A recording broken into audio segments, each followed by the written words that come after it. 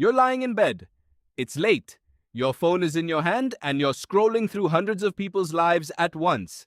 A wedding, a vacation, a birthday party from 3 years ago that autoplays for some reason.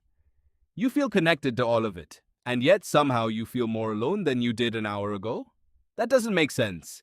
You're surrounded by more faces, more messages, more updates than any human in history ever had access to. So why does the quiet ache in your chest feel like something is missing? The easy answer is that social media is bad for you.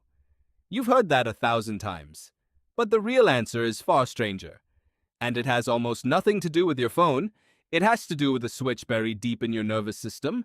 A switch built over millions of years, long before screens, long before language, long before fire. A switch that, when it flips, doesn't just make you feel sad. It starts slowly and quietly to shorten your life. Here's where it begins. In the 1950s, a psychologist named Harry Harlow ran an experiment that would change how scientists understood connection forever. He separated baby rhesus monkeys from their mothers. In their place, he built two fake mothers. One was made of cold wire, but it held a bottle of milk. The other was made of soft cloth, but it offered no food at all. Which one do you think the baby monkeys chose? Every instinct says they'd go for the food. Survival first. But that's not what happened. The baby monkeys clung to the cloth mother for nearly every hour of the day. They only left her briefly to feed from the wire one, and then rushed straight back to the warmth. When Harlow introduced something frightening into the cage, the monkeys didn't run toward the food source. They ran toward comfort. Contact mattered more than calories. Connection, it turned out, wasn't a luxury bolted onto survival. It was survival? Now hold that thought. Because the next piece makes it even stranger. For almost all of human history, you did not live alone. You lived in a band of maybe 50 to 150 people. The anthropologist Robin Dunbar spent years studying primate brain size and social group size and found something remarkable.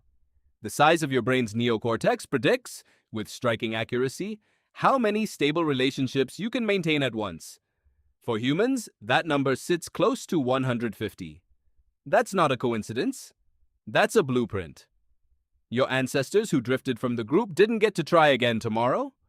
Alone, there was no one to warn you about the predator moving through the grass. No one to help carry the injured. No one to share the kill when your own hunt failed. Being alone wasn't peaceful.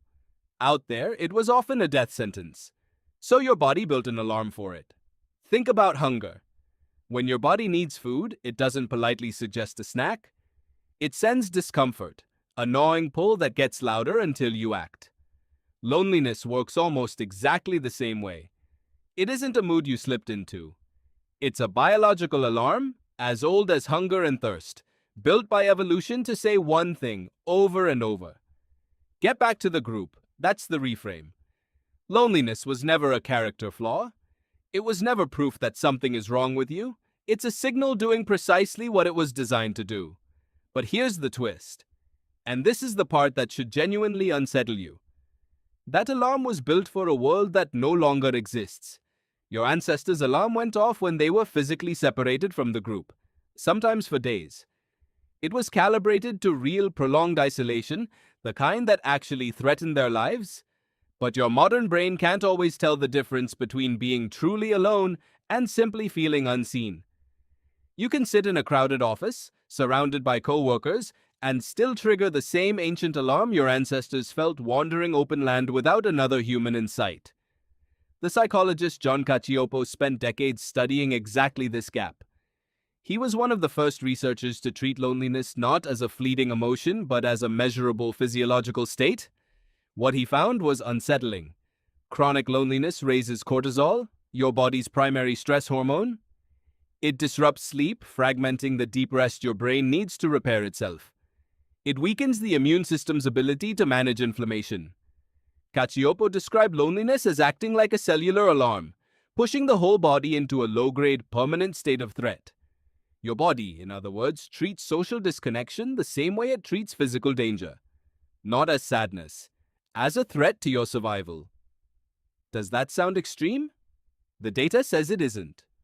In 2010, the researcher Julianne Holt-Lundstad led a massive analysis combining data from more than 300,000 people across dozens of long-term studies. She wanted to know how much loneliness actually mattered to physical health, set against other well-known risk factors. What she found was staggering. Chronic loneliness was linked to a higher risk of early death than obesity, higher than physical inactivity. In some comparisons, it carried a mortality risk similar to smoking 15 cigarettes a day. Read that again. Feeling disconnected from other people can be statistically as dangerous to your body as a pack of cigarettes. That's not a metaphor written for effect. That's what decades of population data show, repeated across cultures and age groups. So why does this matter now, more than at almost any other point in human history? Because the world has quietly rebuilt itself around isolation, while keeping every surface signal of connection intact. You can have 500 online friends and speak to another human being, face to face, maybe twice a week. Your ancient alarm system doesn't know what a like or a comment means.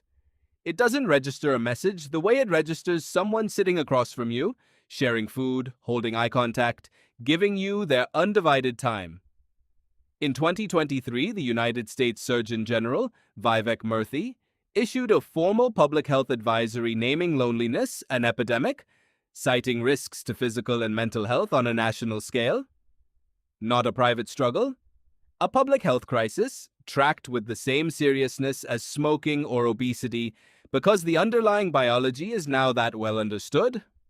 Robert Waldinger, the current director of the longest-running study on adult happiness ever conducted, the Harvard Study of Adult Development, has tracked hundreds of people's lives for over 80 years. Not their income, not their fame. Their actual measurable well-being, decade after decade, from early adulthood into old age. His conclusion, after 8 decades of data, wasn't complicated. Good relationships, that's it. That's the single strongest predictor of a long, healthy life to emerge from the entire study. Not genetics, not diet, not career success. The people who felt most connected to others were the ones who lived longer and lived better, almost across every measure the researchers tracked. So here is the counterintuitive part. Loneliness doesn't feel dangerous while it's happening. It feels quiet. It feels like scrolling a little longer before bed. It feels like skipping the call because you're tired.